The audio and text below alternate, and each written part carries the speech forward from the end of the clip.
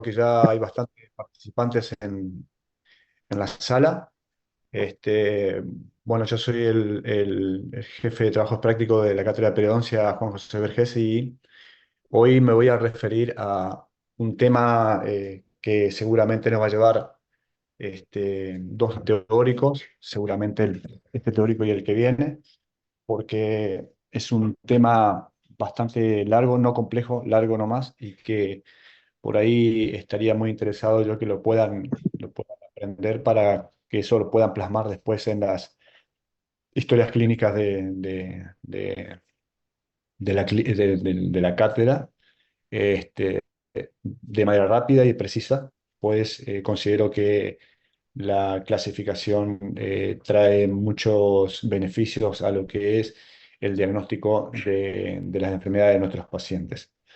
Entonces, para comenzar, vamos a hablar entonces de las enfermedades y alteraciones periodontales primero, para luego ir a clasificarlas.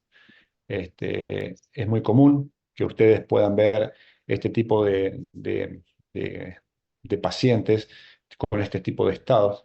Y sin embargo, si yo le pudiera pedir a ustedes detalladamente que me puedan ayudar a diagnosticar, seguramente sería bastante complejo hacerlo. ¿Por qué? Por la cantidad de problemas que vemos puntualmente en la boca, y esto que es una imagen meramente clínica, ni hablar si tendríamos una anamnesis y supiéramos un poco más en forma detallada si el paciente tiene algún tipo de complejidad o enfermedad del tipo sistémico. Entonces, suelen aparecer estos tipos de pacientes también, donde es inevitable pensar de que hay una pérdida de inserción. Es inevitable pensar de que el paciente necesita una atención de urgencia, y de eso se trata la nueva clasificación. La nueva clasificación que trae dentro del testimonio de lo que puede llegar a ayudarnos a nosotros, tratar de encuadrar al paciente en un diagnóstico certero donde nosotros podamos también dilucidar qué tipo de tratamientos podemos darle al mismo, ¿sí? Los diferentes casos clínicos que se están proyectando son de diferentes índoles, diferentes edades, diferentes sexos y de diferentes realidades también sociales, así como hay pacientes que ustedes vieron acá, las imágenes que tienen problemas sistémicos y hay otros que no tienen problemas sistémicos. Y ahí está la complejidad de poder discernir hacer un diagnóstico bien entendido y que ese diagnóstico pueda servirnos para que nosotros en el futuro o en la clínica podamos solucionar este tipo de problemas, ¿sí?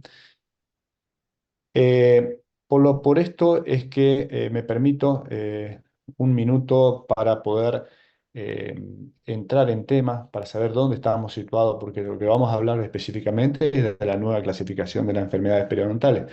Y si ustedes quieren, lo pueden ver de cierta manera, no es tan nueva, tiene vigencia a partir del año de 2018. Se empezó a realizar por medio de un consenso en el año 17. En el año 18 es cuando se da a conocer y por lo tanto ya tiene sus años gestados, ¿sí? Para saber o introducir a esta nueva clasificación y darle un formato para que ustedes entiendan dónde la tenemos que insertar, me permito perder un minuto para explicarles más o menos cómo es que tenemos que trabajar nosotros en la clínica. El plan de tratamiento es algo que tenemos que tener siempre en la cabeza cuando recibimos a un paciente. El plan de tratamiento tiene sus pasos, el plan de tratamiento tiene sus puntos y sus fases, ¿sí? Solamente puede romper la estructura de un tratamiento protocolizado cuando tenemos una instancia de urgencia, ¿sí? El plan de tratamiento cae cuando nosotros tenemos una fase de resolución de urgencias. En el caso de la periodoncia, las urgencias son la gingivitis ulceronecrosis aguda, la gingivitis herpética, la periodontitis ulceronecrotizante aguda, así como también los abscesos periodontales. Cuando los pacientes vienen a la atención o a la clínica con este tipo de manifestaciones o este tipo de problemas clínicos, directamente no podemos reasignar un plan de tratamiento, sino que debemos enfocarnos directamente en lo que es la fase de resolución de urgencias. Pero si así no fuera y nosotros tuviéramos la oportunidad de ver a un paciente y comenzar con un tratamiento periodontal, ese primer paso que nosotros realizaríamos es la fase o terapia inicial. Y es en el medio, desde que recibimos al paciente, decidimos hacer un plan de tratamiento y decidimos ir a la primer fase o fase de iniciación o terapia inicial, es donde nosotros tenemos que insertar el diagnóstico clínico. Y el diagnóstico clínico se vale de ponerle, como siempre me expreso en las clínicas, nombre y apellido al problema clínico que trae el paciente, en este caso, algún tipo de problema del tipo periodontal o de tejidos blandos. Entonces, en ese momento es donde nosotros vamos a hacer uso, cuando debemos diagnosticar clínicamente al paciente, de la nueva clasificación. Cuando tenemos la nueva diagnosticado con el nombre y apellido de la entidad que vamos a tratar, en base a la nueva clasificación, es donde recién podemos discernir y podemos ir a una fase de inicial, terapia básica también como se llama, terapia inicial o terapia teotrópica como dicen en algunos lados de las bibliografías. Cuando comenzamos con la fase o terapia inicial, vamos a hacer todos los pasos que ustedes saben, ¿eh? La motivación, realizar un programa de higiene consensuado con los pacientes, la eliminación de cálculos, eliminación de factores de retentivos, porque esos son parte de la etiología, son coadyuvantes de la etiología de las enfermedades gingivales y periodontales.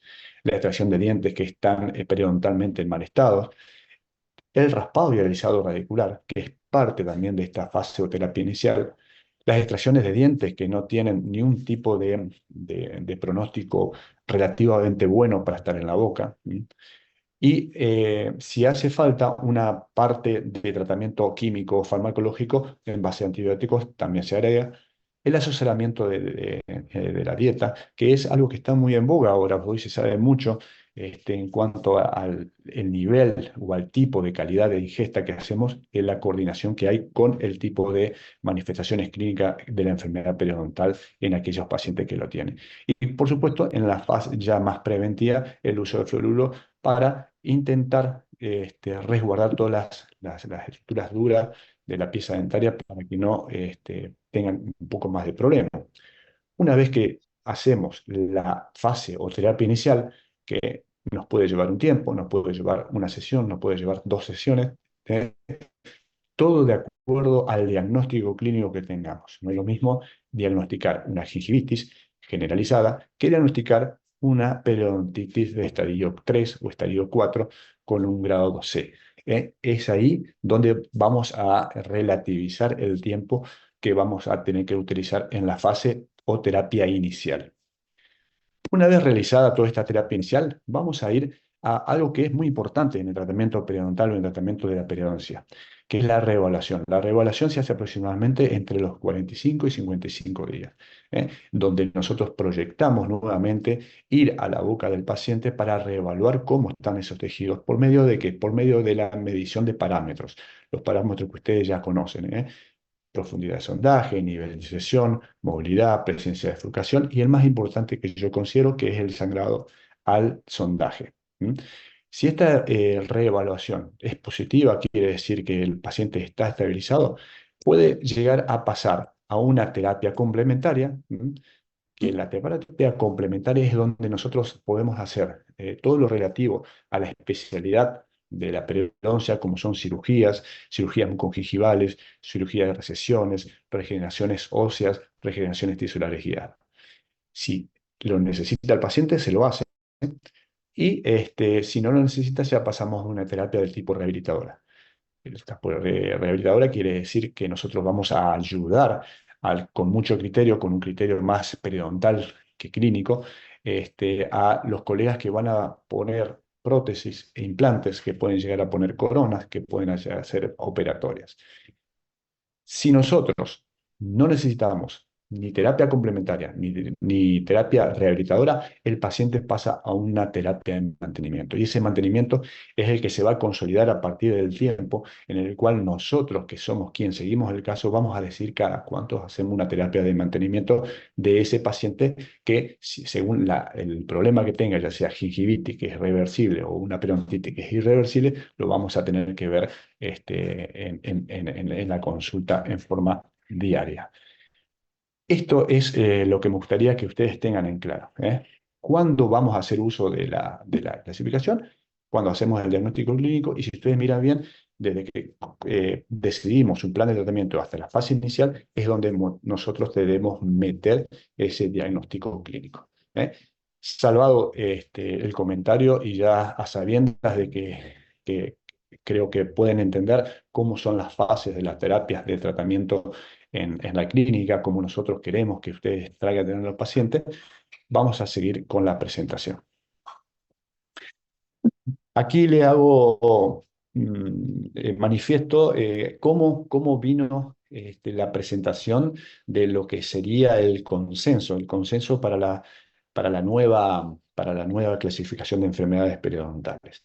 Eh, Esto que ustedes también están viendo es una revista científica, que la alarga la Federación Europea de Periodoncia y la Academia Americana de Periodoncia también. Las dos, que tenían diferentes tipos de clasificación, se unen y consensuan y hacen la actual clasificación de enfermedades periodontales. ¿Sí?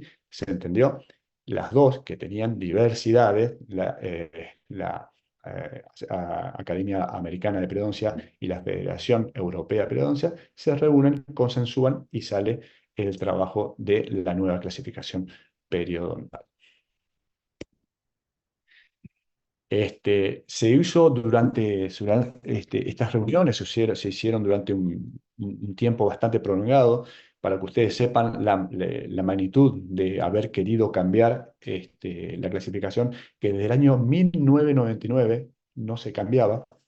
En el año 99 es cuando se da la clasificación que ustedes usaron hasta hace poco y que nosotros queremos que dejen de usar, que básicamente era la gingivitis, la periodontitis crónica y la periodontitis del tipo agresiva con sus divisiones posteriores. Eso es lo que cae a partir del año 2018 cuando se promulga esta nueva clasificación que tiene vigencia hoy en todo el mundo. El consenso se hizo en varios grupos para que ustedes tengan idea y dimensión de lo que fue. Se reunieron más de 150 personas capacitadas de renombre mundial que sobreentienden del tema, ¿sí? Y para que ustedes tengan idea de la seriedad con la cual se abarcó, se dividieron en 4 tipos de capítulos, ¿eh? Salud, gingivitis, periodontitis y enfermedades periimplantarias. Y eso es lo nuevo, esto es el suceso de esta nueva clasificación, que se incorpora a partir de esta nueva clasificación las enfermedades periimplantarias. Esa es la novedad y eso es lo bueno que atribuye a esta clasificación más seriedad. En el medio, nosotros, quienes nos dedicamos a la periodoncia y que estamos en el medio, nos surtimos de información científica a partir de la Sociedad Argentina de Periodoncia. La Sociedad Argentina de Periodoncia es el órgano que nuclea a los periodoncistas, quien se asocia, por supuesto, quien no puede asociarse, no hay ningún tipo de problema, y que está reconocida por la Asociación Odontológica Argentina, ¿eh? En el mismo edificio donde está SAP está AUA, ¿sí? ¿Qué es lo bueno de SAP? Lo bueno de SAP que ha entendido, igual que todas las sociedades europeas y americanas de periodoncia, que el compartir el saber, el compartir la documentación, trae aparejado mejor rendimiento de nuestro trabajo a nivel de las clínicas, puntualmente con enfermedades del tipo periodontal. Por eso, los invito a que ustedes puedan meterse en la página de la Sociedad Argentina de Periodoncia, en el cual ustedes van a sacar documentación e información que les va a servir para trabajar en la clínica y les va a servir puntualmente para sacar de forma gratuita todo este consenso de clasificación de las enfermedades periodontales que está redactado no en español y que tiene salvedades de los nuevos cambios que se introdujeron en el año antepasado y en años anteriores, ¿sí?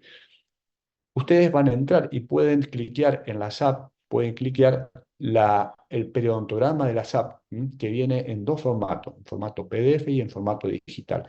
Cuando ustedes hacen clic en el formato PDF, ustedes pueden fotocopiar o pueden sacar una copia impresa del periodontograma, que es muy completo y que ahora se los voy a mostrar. Y en forma digital pueden hacer el cargado de lo que ustedes ven en el paciente, todos los parámetros periodontales, y de esa manera poder después tener una impresión o llevarlo a un PDF y guardarlo en su ordenador, en su consultorio.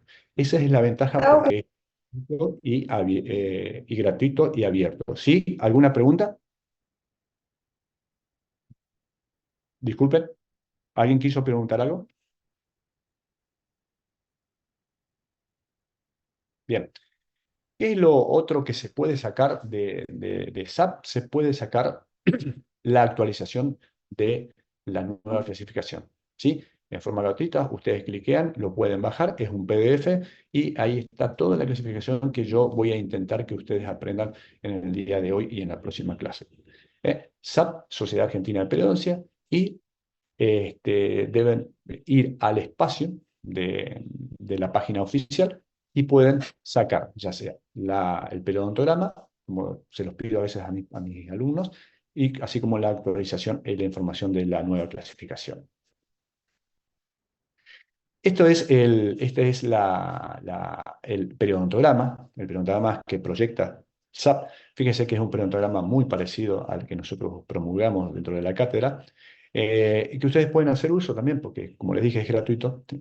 Aquí pueden ustedes no solo anotar si es el diagnóstico inicial, pueden anotar si están en fase de reevaluación o si están en fase de mantenimiento. Está genial.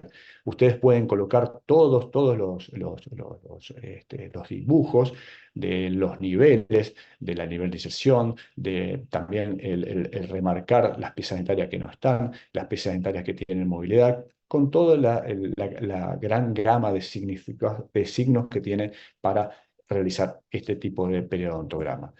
En la otra página del periodontograma, ustedes tienen lo que sería la información general del paciente, y la información de su riesgo sistémico, los indicadores de riesgo, que son factores de riesgo muy importantes, y los tratamientos previos, al igual que los indicadores de factores de riesgo, que es lo que va a decidir, en cierta manera, qué tipo de clasificación van a usar para la entidad que tiene el paciente en ese momento. Es muy completa, se los presento para que ustedes puedan optar si quieren usarlo. Es totalmente gratuito. Y aquí está el formato de cómo van a ver el PDF de clasificación de enfermedades periodontales y periimplantares, que pueden bajarlo en forma gratuita para que ustedes puedan seguir estudiando y puedan hacer más rápido las cosas en la clínica. Bien. Entonces, ¿qué sale de esta nueva clasificación? De ese gran consenso de esa cantidad de expertos que se reunieron, sale esta clasificación que puntualmente solamente son los títulos de la gran clasificación, no está desarrollada, y lo que vamos a desarrollar después es la totalidad de las divisiones de la clasificación. Para que ustedes vean, se, se clasifica por primera vez, porque a nadie se le había ocurrido, se clasifica la salud periodontal y la salud gingival.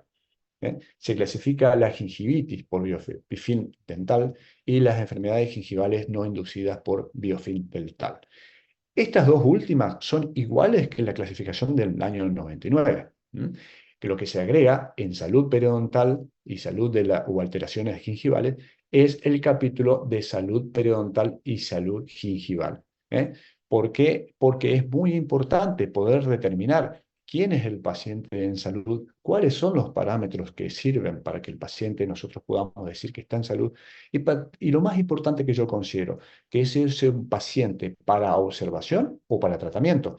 Porque si hay pacientes que tienen salud periodontal y gingival tal como los parámetros lo indican, son pacientes de observación y no pacientes de tratamiento. A diferencia de un paciente que ya tiene un grado de inflamación que se puede diagnosticar como gingivitis, que sí no es un paciente de observación, sino que es un paciente de tratamiento. Eso es lo nuevo de esta parte. Luego viene el capítulo de la periodontitis. Y en el capítulo de la periodontitis seguimos teniendo las tres clasificaciones que había en el año 99. Las enfermedades necrosantes periodontales, la periodontitis y la periodontitis como manifestaciones de enfermedad del tipo sistémico. ¿Sí? Hay otro capítulo, que es el número 3, que es otras alteraciones que afectan al periodonto, en el cual este consenso ha demarcado puntualmente por medio de parámetros o por medios de datos clínicos, cuando nosotros tenemos enfermedades con trastornos sistémicos que afectan a los tejidos de soporte, cuando es un absceso periodontal, cuando tenemos una lesión endoperiodontal, ¿sí? Ha también, de cierta manera, clasificado a las deformidades o alteraciones mucogingivales como son las recesiones, dándole una clasificación, dándole un estándar de clasificación. También se ha ocupado esta clasificación de clasificar también el trauma oclusal, el trauma oclusal secundario, y también todos aquellos traumas que traen aparejados los usos de las prótesis dentales también están estandarizadas y están clasificadas en esta clasificación. Y lo nuevo, aparte de la salud periodontal, que era algo que no estaba en el año 1999, están las enfermedades y alteraciones periimplantales. ¿Por qué? Porque es un campo que necesita casi la misma atención que una pieza dentaria o que un paciente con periodontitis. Básicamente, lo que se hace, se divide en 4 tipos de enfermedades o alteraciones a los sitios en el cual nosotros tenemos implantes insertados. Tenemos salud implantar, igual que en los dientes, que tenemos salud periodontal y gingival. Tenemos mucositis periimplantar, que es lo que sería la gingivitis, ¿sí? Tenemos periimplantitis, que sería la periodontitis. Y también tenemos un capítulo muy grande, estandarizado en la clasificación, de la deficiencia que tienen los tejidos periimplantales alrededor del implante, ya sea tejidos duros y tejidos blandos. Por eso les vuelvo a decir y manifiesto que es una clasificación muy completa para poder nosotros encuadrar al paciente y no errarle de plan de tratamiento.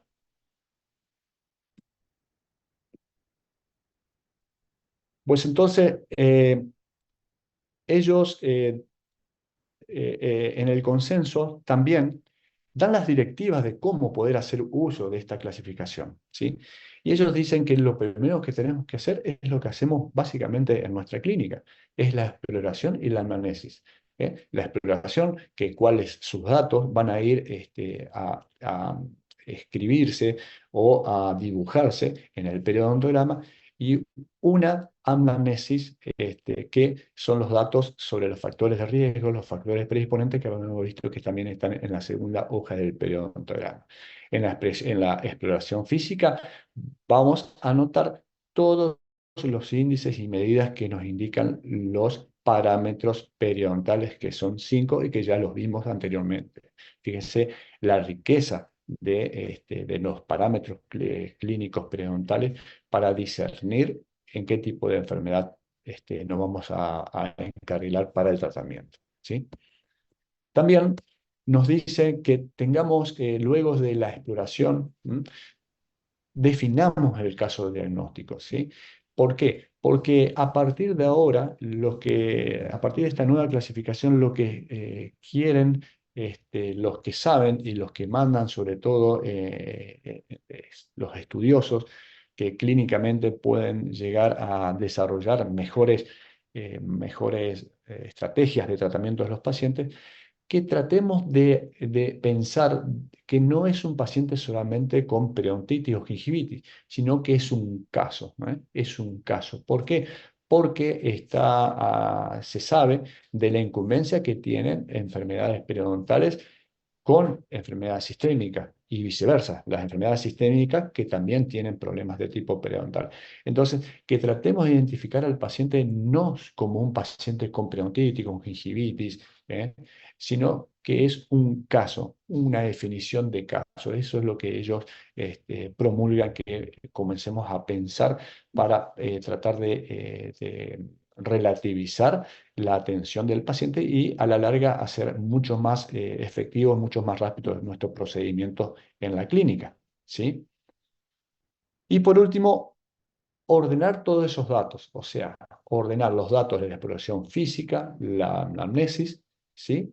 Junto con la vinculación con las enfermedades sistémicas, con los factores predisponentes y con los riesgos, y podamos clasificar a la enfermedad, ¿eh? Esa sería la vía que debemos seguir nosotros cuando estamos frente a un paciente. El examen, exploración física, anamnesis, tratar de definir el caso si es que tiene algún tipo de otro problema que no sea solamente el clínico de las piezas dentarias o de los tejidos duros y blandos de la boca, y cuando tengamos todo ese conjunto de elementos, ordenarlos para poder clasificarlos. ¿Cómo lo vamos a hacer? Lo vamos a hacer con algo tan simple, que con un instrumento que este, es patrimonio de la periodoncia, muy conocido y a veces no muy usado, que es la sonda periodontal. La sonda periodontal, que viene en diversidades de formatos, que los tenemos de la UNC, del Marquis, de la OMS, una cantidad impresionante de sondas periodontales que ustedes pueden usar la que quieran, pero nosotros le pedimos siempre que traten de comprar este tipo de sondas periodontales, las que están estandarizadas y reconocidas por alguna entidad internacional que avale la estandarización. La estandarización, ¿qué quiere decir? La estandarización quiere decir que tenga el diámetro, que tenga el metal, que tenga la capacidad informativa para poder trasladar esa veracidad de datos que nosotros estamos tratando con los parámetros y podamos llevarlo al periodontograma, ¿sí? ¿Para, para qué sirve? Sirve para todos los parámetros sirve, pero para el sangrado del sondaje, la sonda es algo que es un recurso muy, muy, muy barato, muy fácil de manejarlo, y que solamente exige un tiempo de nuestra atención clínica, que no va más allá de los 5 o 10 minutos, para poder sondear el surco y darnos cuenta si hay algún tipo de complejidad o algún tipo de anormalidad en los tejidos que circundan a las piezas dentarias, ¿eh? El sangrado al sondaje es el parámetro más importante en encontrar manifestaciones de inflamación y que nos lleven a un diagnóstico de gingivitis, y también es un coayudante para las manifestaciones clínicas para la clasificación de la periodontitis, ¿sí? ¿Cuáles son los límites que tiene la sonda periodontal y que mide la extensión, pero no la severidad? El sangrado no es severidad, ¿eh? El sangrado es extensión. Por eso, el paciente que tiene 2 o 3 sitios con sangrado tiene una extensión no muy grande que aquel que tiene más de 15 o 20 sitios de sangrado en el mismo arco o en el arco superior o inferior, según lo que estén ustedes midiendo. Pero de ninguna manera el sangrado es severidad, sino que el sangrado nos está diciendo que algo está mal y que la extensión es tal o cual como nosotros lo miramos, ¿sí? Eh, ¿Qué otro límite tiene la estandarización de las sondas? Es lo que les estaba comentando. Si ustedes tienen sondas que no están estandarizadas, que no son de buena marca, siempre van a ir a tener errores en las mediciones, ¿sí? La limitación es que también es la examinadora, la experiencia que tiene el examinador, el ángulo con el cual inserta la sonda periodontal y también la presión que hacen, ¿eh? Todo eso tiene que ver en nosotros proyectar un buen parámetro de sangrado al sondaje. Tenemos que saber también que el sangrado es mucho menor en pacientes fumadores, es mayor es mayor sí en los pacientes que tienen un fenotipo periodontal fino y que también es mayor en aquellos que consumen aspirina como una droga diaria, sobre todo los enfermos cardíacos. Y lo que sí sabemos es que ningún tipo de sonda que tenga mayor tecnología va a superar al formato de las sondas comunes que nosotros adquirimos y que tenemos en la clínica. Por lo tanto, la sonda periodontal, un elemento que debe estar siempre en la mesa del operador. Entonces, ¿cómo quedamos? Quedamos en que la primera parte, el consenso las dividía en salud periodontal, gingival, gingivitis inducidas por biofilm y enfermedades gingivales determinantes, ¿sí? Eso es lo que vamos a intentar ahora relativizar o explicarles a ustedes. La salud periodontal y salud gingival es esa, ese signo clínico en el cual nosotros podemos observar un equilibrio entre la cantidad de, de- de- de- de placa bacteriana que está en el surco periodontal, así como la minimización de la cantidad de sangrado que tiene por sitios de exploración, ¿eh? Eso es la salud. Hay algo que se llama salud prístina, que es la salud clínica muy poco vista. Somos muy afortunados los periodoncistas que por ahí tenemos a la visita un paciente con salud prístina, que quiere decir que no tiene ningún tipo de manifestaciones clínicas como el sangrado. Y ustedes pueden ver que son bocas básicamente muy sanas, en el cual el contexto de la anatomía se puede ver de forma exacta, ya sea las encías insertadas, las encías libres, la unión mucogingival. Este, la encía libre se observa prácticamente determinante, con buenos límites, con ese punteado en cáscara de naranja muy expresivo que es en la encía libre. Eso es una salud prístina, una salud que básicamente es muy difícil de encontrar y se habla de solamente un 5% de la población que tiene este tipo de salud. Cuando lo encuentren y cuando vean este tipo de calidad de tejidos y de presentaciones, pónganse contentos porque no es fácil verlo.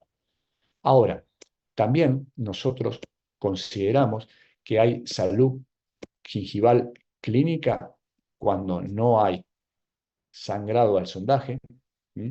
Cuando no hay ningún tipo de eritema, cuando no tenemos edema y cuando no tenemos síntomas. Por lo tanto, podemos tener un periodonto intacto quiere decir que no tiene ningún tipo de alteración al periodonto, con una cresta ósea que esté a 1 o 3 milímetros, eso sería salud, ¿sí? Podemos también tener salud en un periodonto reducido, ¿eh? Que no es periodontitis en este caso. Fíjense ustedes, la paciente tiene una pequeña recesión en la parte más apical de la encía. Es un periodonto reducido, ¿por qué? Porque ha perdido inserción en esa parte, pero así todo el paciente tiene salud. O sea, puede haber salud en un periodonto sano y también puede haber salud en un periodonto reducido. El ejemplo del periodonto reducido más fácil de verlo en las clínicas son aquellos pacientes que tienen recesiones pero que no sangran, ¿sí? Y pueden tener salud, que no tiene ninguna de las cuatro manifestaciones que están acá abajo, en un periodonto reducido en un paciente tratado con periodontitis. O sea, es un paciente que usted lo trata y en un paciente que está en latencia, decimos. O sea, está equilibrado, está dado de alta. En ese caso, si no hay ningún tipo de problemas, tenemos salud clínica gingival en un periodonto tratado. Esos son los tres tipos de salud que podemos llegar a encontrar. ¿Mm? Podemos también encontrar la gingivitis. Y la gingivitis la vamos a ver como todo lo contrario de lo que describimos clínicamente anteriormente, donde vamos a ver edematización, donde vamos a ver eritema, donde puede haber un sangrado espontáneo o un sangrado al sondaje, ¿sí?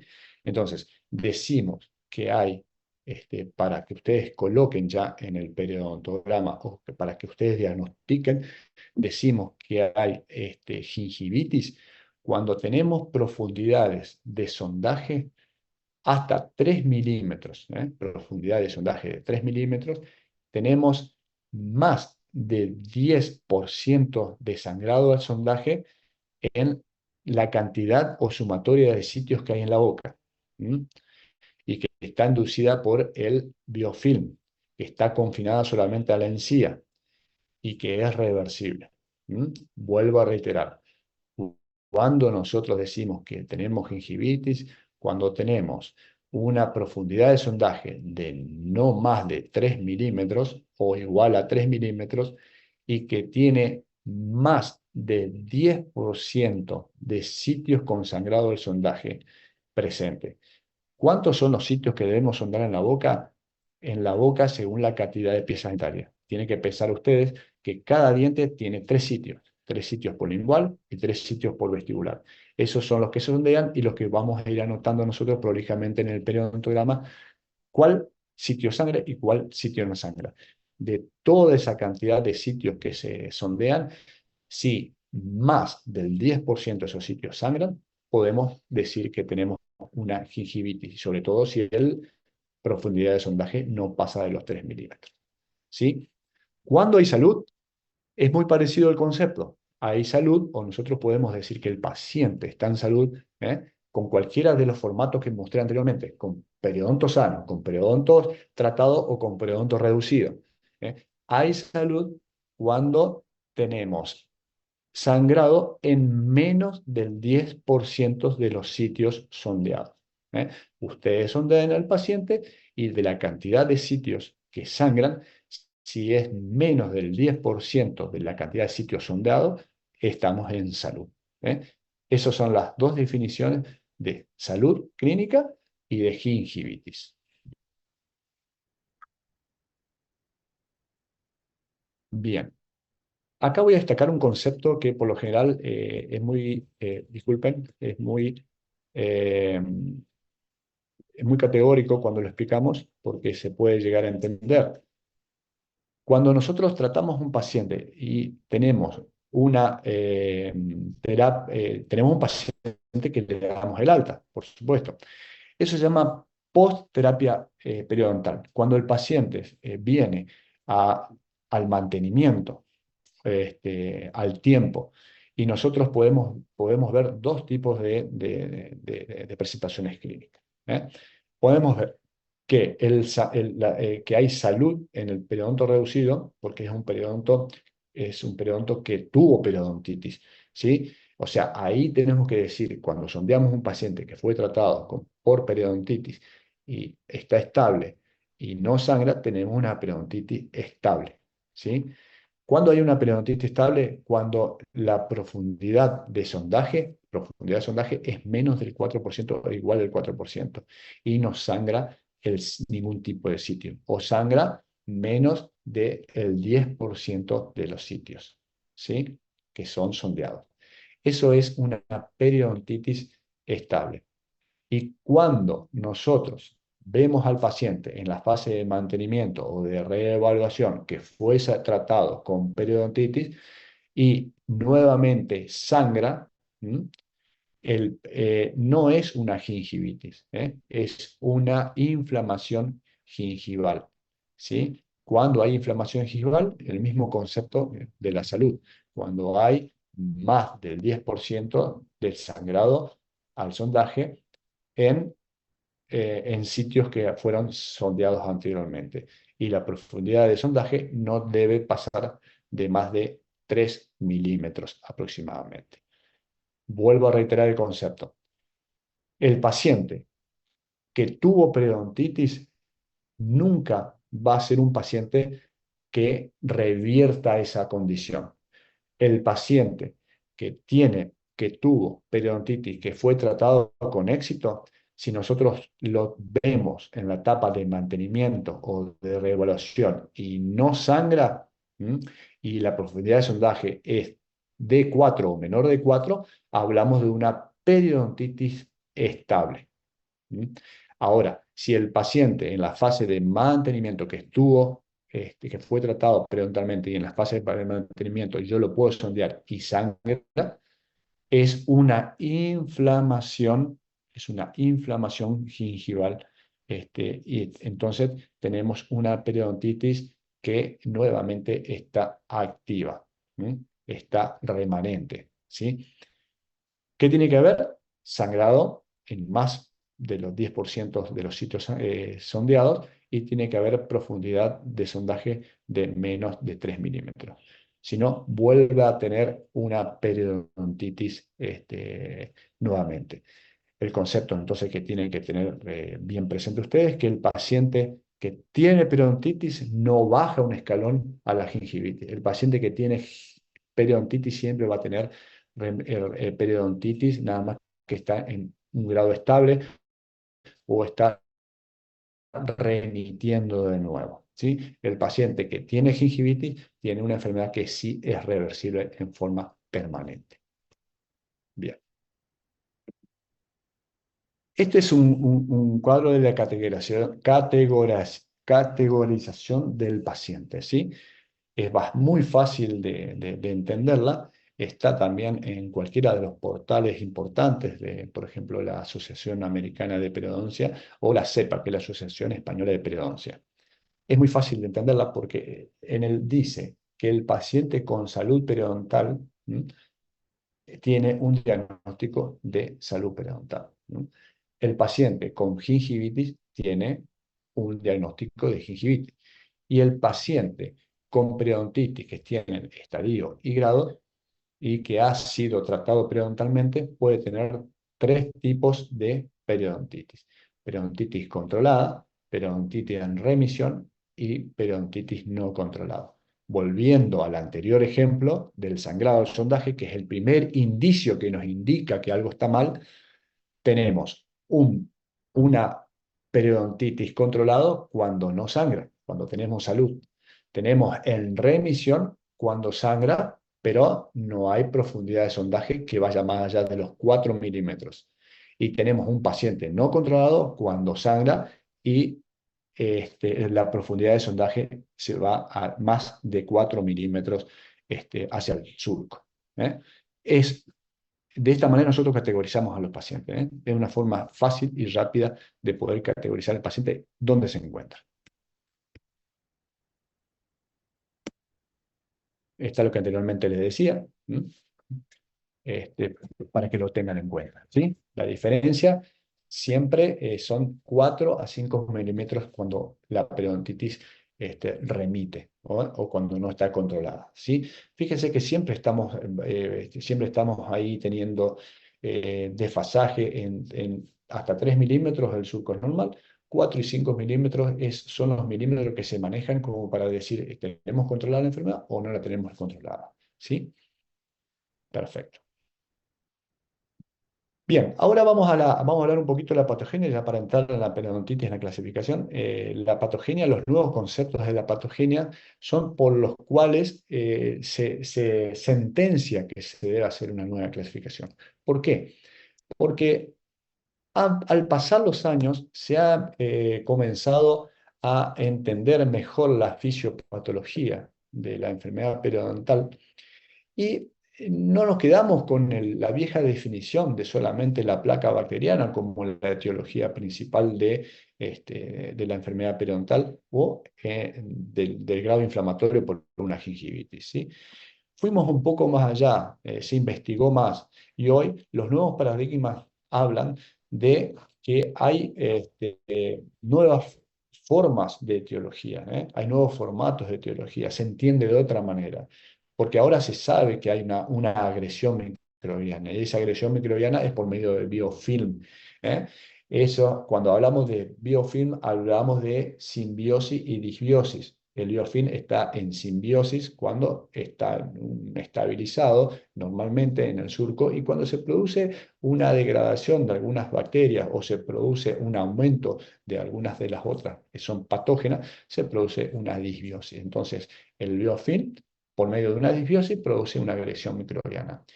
A esa agresión microbiana hay una respuesta del huésped. La respuesta por lo general siempre es inflamatoria. Y ahí está lo interesante.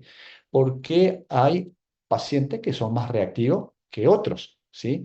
El ejemplo más básico, más fácil es por qué ciertas personas que tienen una cantidad bárbara de biofilm o de placa bacteriana adosada a los tejidos blandos no sangra ni tiene periodontitis. Sin embargo, algunos que tienen un poco, mucho o mucho menos de cantidad de biofilm y de bacterias, tienen una respuesta mucho más avanzada, mucho más agresiva, y eso habla de la respuesta del huésped. Hay personas que tienen un componente inflamatorio mucho más, perpetuado que otros pacientes.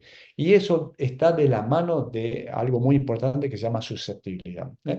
La susceptibilidad ya viene con un arraigo del tipo, de tipo genético, ¿eh? La susceptibilidad no es ni más ni menos que la posibilidad de tener una enfermedad que tiene algún tipo de persona, ¿eh? Volvemos al ejemplo anterior.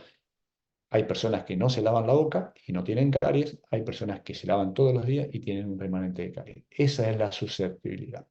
Y luego los fenotipos, claro, características de los tejidos. Eso es las características de los tejidos, ya sea los fenotipos, ya sean fenotipos gruesos, fenotipos delgados, fenotipos finos, son los que también entran en la conversación de toda esta gestación de la nueva patogenia de la enfermedad periodontal. ¿Qué trae aparejado todo este conjunto de posibilidades, ya sea en la agresión, la susceptibilidad y la respuesta y los fenotipos? Patrones específicos de enfermedades periodontales y gingivales. Patrones específicos. ¿Qué quiere decir? Los patrones específicos son los patrones, por ejemplo, que se dan en los estadios. ¿Mm? El estadio 1 no es igual al 4, el 3 no es igual al 2, el 2 no es igual al 1. Esos son los patrones específicos. No es lo mismo la gingivitis localizada que la generalizada, ¿eh? Hay diferentes tipos de patrones, de enfermedades que son muy específicos. Y en esto se relativiza la nueva clasificación, en tratar de entenderla. ¿Sí? Entonces, como le había dicho anteriormente, cuando se hace el consenso, se dividieron cuatro grupos. Uno se ocupó de la enfermedad, el otro grupo se ocupó de la gingivitis, el otro grupo de la periodontitis y el otro grupo de la periimplantitis. Los que estaban en la periodontitis, dictaminaron que, bueno, que había tres tipos de periodontitis: la periodontitis necrotizante y la periodontitis como manifestaciones directas de enfermedades sistémicas, ¿sí? Entonces, para esto es que se hizo eh, un, un sistema multidimensional de estadios y grados para poder clasificarlo, para poder encuadrarlo en una practicidad relativamente veloz para poder tratar al paciente, ¿eh? Estas son los tres tipos de periodontitis. Pero nosotros nos vamos a reflejar o nos vamos a estudiar o a ver cómo es la clasificar solamente la periodontitis, no las otras dos, porque si no se le hace muy largo. Eh, También en ese mismo grupo de consenso de la periodontitis se llegó se llevó al consenso de por qué esta nueva clasificación, porque ya no había ni un tipo de concepto o no había ni un tipo de evidencia que avale que las diferencias que había entre una periodontitis agresiva y una crónica. No había un aval científico que podía refutar ese fundamento, ¿sí? Y tampoco podían encontrar cierta correspondencia entre una enfermedad agresiva y una enfermedad crónica, por lo que decían que podía ser casi lo mismo, y es lo que luego se desarrolló en la nueva clasificación.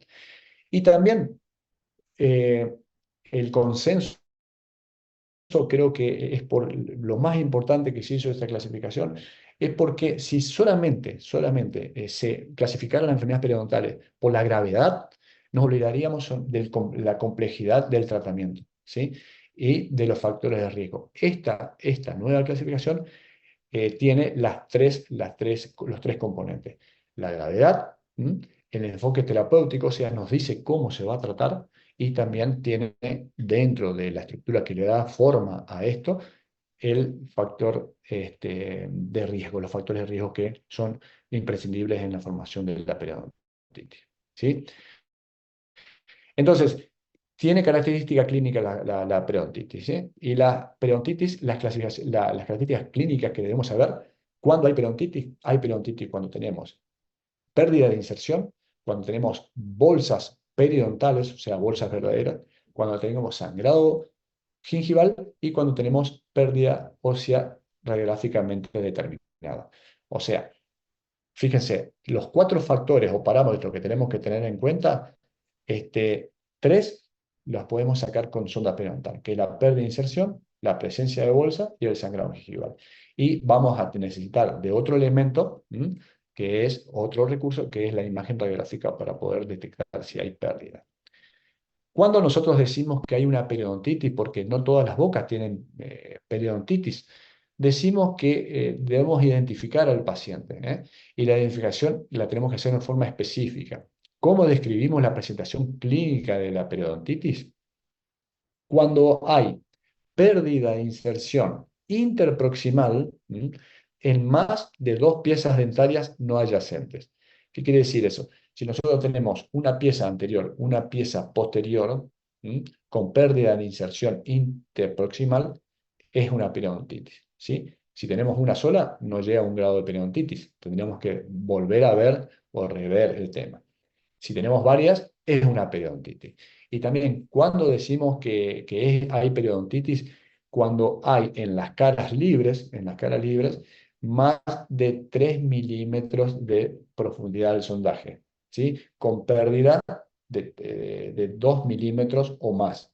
¿Qué quiere decir eso? Que a veces las conocidas como retracciones gingivales se consideran como una periodontitis.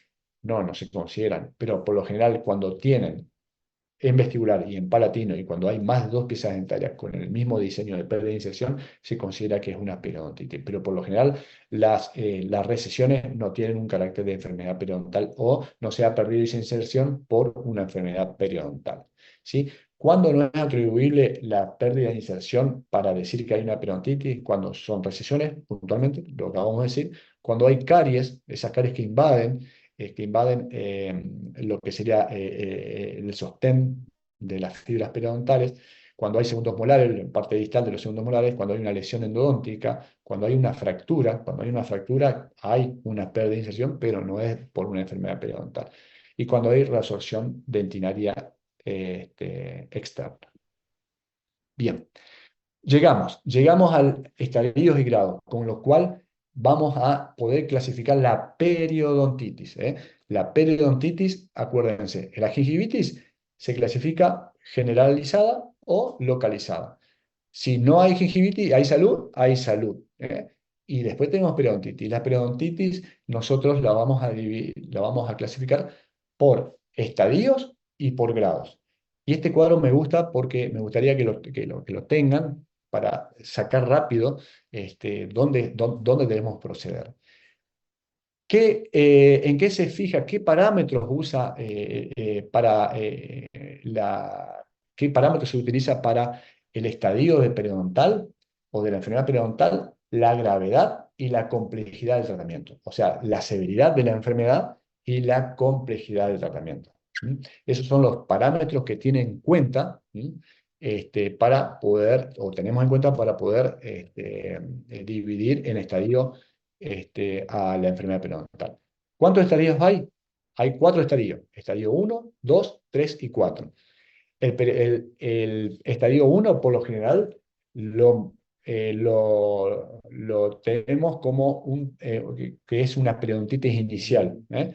¿Por qué? Porque ahora van a ver los parámetros que dicen eso. El estadio 2 decimos que hay una periodontitis moderada, y en el estadio 3 ya hay una periodontitis grave, ¿sí? Que hay potencial pérdida dentaria, ¿eh? dentarias, o sea, de más de hasta 4 piezas dentarias, perdón, hasta 4 piezas dentarias. Si el paciente perdió por periodontitis o puede perder por periodontitis hasta 4 piezas dentarias, estamos en un estadio 3, ¿sí? Y el estadio 4 se lo asocia con una periodontitis ya avanzada, donde hay más de 4 piezas dentarias perdidas y cuando tenemos el peligro de poder perder toda la dentición del paciente, ¿eh? Se quedó claro, ¿no? Y luego vamos a ir a los grados. Los grados manifiestan la tasa de progresión de la enfermedad, ¿eh? Eso valora el grado, ¿eh? Cuando ustedes hablan de grado es progresión. Cuando hablan de estadio es severidad, ¿eh? Yo te hablo de estadio, tenés que pensar lo severo que te estoy manifestando de esa enfermedad o de ese paciente. Y si te hablo de grado, te estoy hablando de la tasa de progresión que puede tener ese paciente, ¿sí? Teniendo en cuenta qué, teniendo en cuenta la pérdida y teniendo en cuenta los factores de riesgo que son muy importantes. Entonces, hay 3 tipos de grado: grado A, B y C. Cuando decimos que hay grado A, hay una lenta tasa de progresión de la enfermedad periodontal. Cuando decimos B, hay una moderada tasa de progresión. Y cuando decimos C, hay una progresión rápida de la pérdida de inserción en este caso. Bien, estos dos cuadritos son fantásticos para poder entender cómo sacar rápido estadio y grado, ¿eh?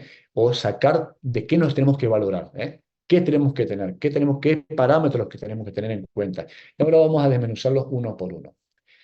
Entonces, cuando hablamos de estadios, ¿se acuerdan? El estadio 1, 2, 3 y 4, hablamos de severidad y hablamos de complejidad de manejo del caso, ¿sí? Esos dos parámetros tenemos que tener en cuenta. Cuando hablamos de la severidad, en la severidad, ¿de qué se nutre la severidad? De datos como son el nivel de inserción clínico, la pérdida ósea radiográfica y la cantidad de pérdida de dientes por enfermedad periodontal, ¿eh? Entonces, decimos que hay un estadio 1 cuando la pérdida de inserción o nivel de inserción es de 1 a 2 milímetros. Cuando es de 3 a 4 tenemos un estadio 2. Si ya el nivel de iniciación clínico es de más de 5 milímetros o de 5 milímetros, ya tenemos que pensar automáticamente, pensando en nivel de iniciación, estadio 3. Y cuando pierde más de 5 milímetros, ya es un estadio 4. Eso teniendo en cuenta el nivel de inserción. Teniendo en cuenta la pérdida ósea radiográfica, ya tenemos que tener la radiografía y verla, ¿sí? Si vemos que el diente más implicado con periodontitis, tenemos que ir a buscar el diente más representativo de periodontitis. Eso me olvidé de decir. Siempre, ¿dónde se hace la lectura? En el diente más representativo. Entonces, hagan en cuenta que es un incisivo superior, lo miramos. Si radiográficamente tiene pérdida ósea en el tercio coronal, o sea, menos del 15%, es un estadio 1. Si la pérdida ósea está en el tercio coronal, ¿m? Estamos en el estadio 2, pero va un poquito más allá del tercio coronal, estamos en un estadio 2, que es el 15 al 30% de pérdida de hueso. Si tenemos la pérdida ósea, que la vemos en una radiografía, que se extiende hacia el tercio medio y hacia el tercio apical, ya tenemos un estadio 3. Y si tenemos también para el estadio 4 hueso o inserción solamente a nivel apical o en el tercio apical, es un estadio 4. ¿eh? Mirando la radiografía midiendo el nivel de inserción, segundo, mirando la radiografía. Y tercero, medimos la severidad teniendo en cuenta las piezas dentarias perdidas. En el 1 y en el estadio 2 no se pierden piezas dentarias por periodontitis. Es un estadio 3 cuando el paciente pierde hasta 4 piezas dentarias por periodontitis. Y teníamos un estadio 4 cuando se han perdido más de 5 piezas dentarias, pero por periodontitis. Ahí ya tenemos los estadios por la severidad de la enfermedad, ¿eh? Yo veo lo serio que es la enfermedad, la miro en una radiografía Miro su odontograma y sé cuántos dientes perdió y por qué los perdió. Ahora, también medimos o le damos el estadio a la enfermedad periodontal por la complejidad del manejo. La complejidad del manejo quiere decir la complejidad que voy a tener yo para solucionar el problema. Si voy a tener que hacer solamente un raspado alisado, una terapia inicial o qué. ¿Sí? Entonces, ¿qué tenemos en cuenta para los estadios? La profundidad del sondaje, ¿m? Y la pérdida ósea. ¿M? Cuando tenemos profundidad de sondaje hasta 4 milímetros, profundidad de sondaje hasta 4 milímetros, tenemos un estadio 1. Cuando tenemos hasta 5 milímetros, un estadio 2. Profundidad de sondaje no es nivelalización. Cuando tenemos más de 6 o igual a 6 milímetros, es un estadio 3. Y si tenemos profundidad de sondaje más de 6 milímetros, es un estadio 4. ¿Sí?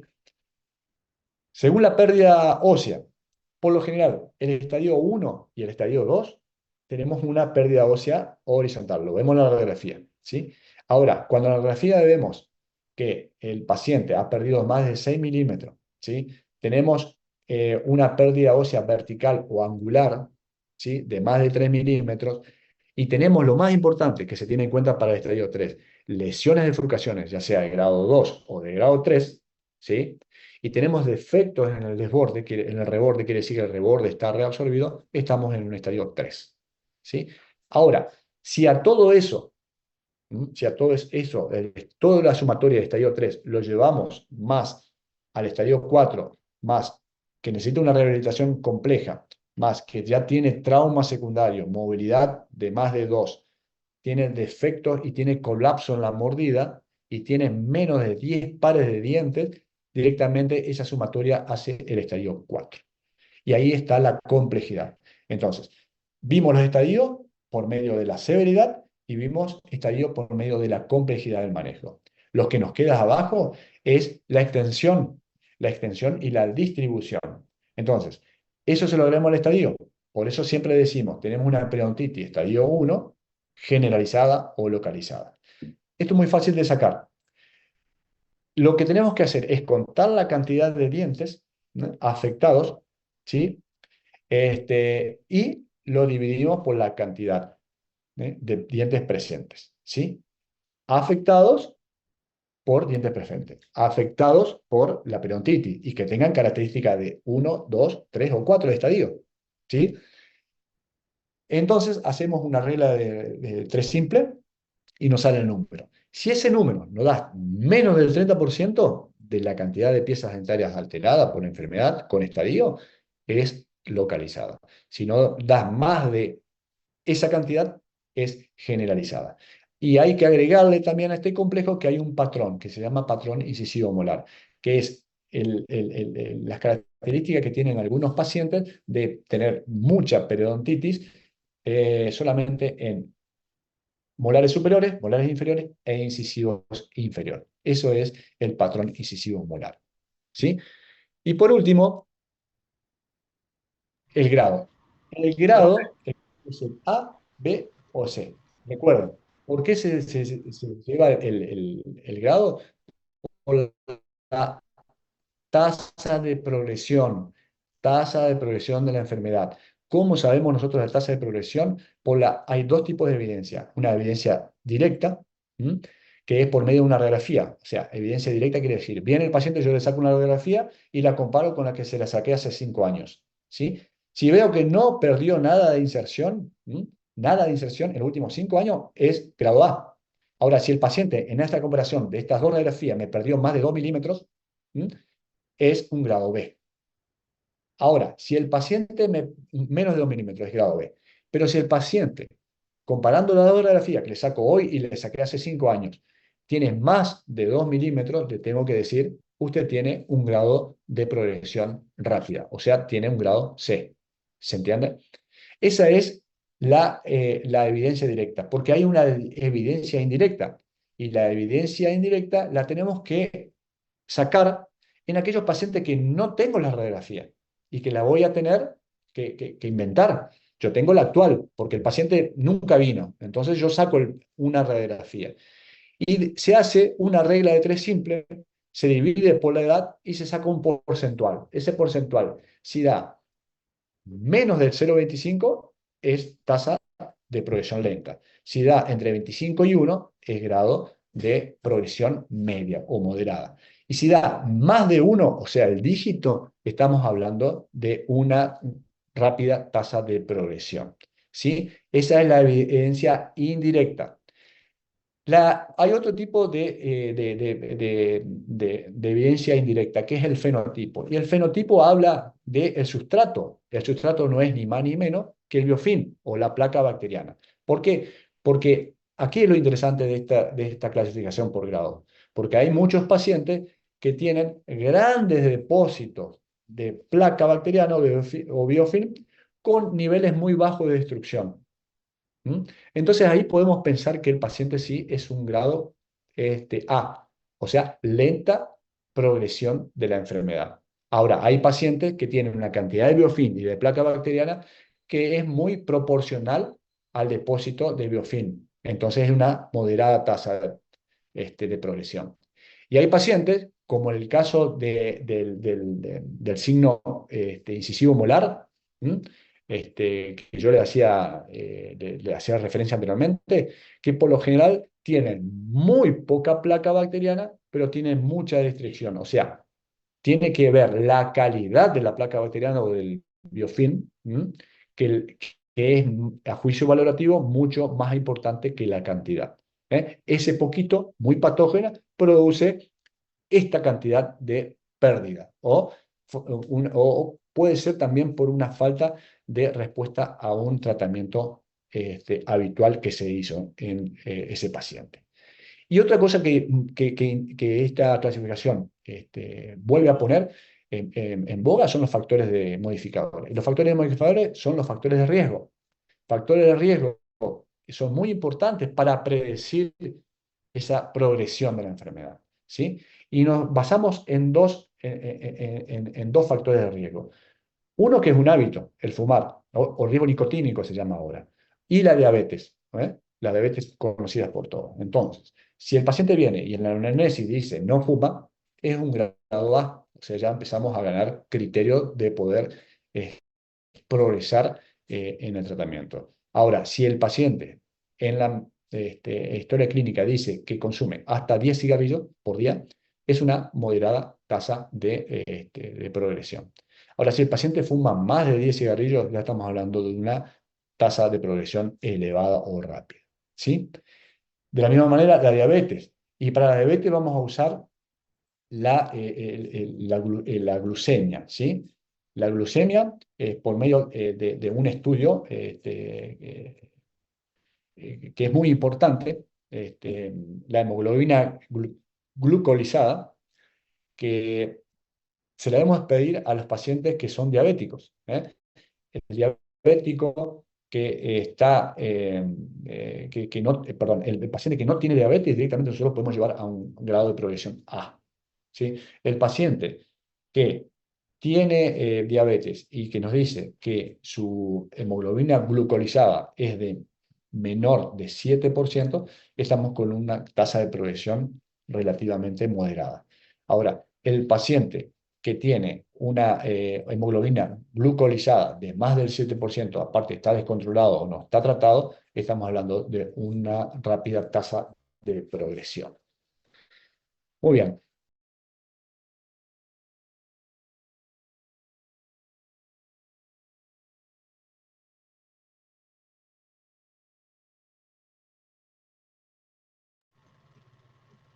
Profe, tiene silenciado su micrófono.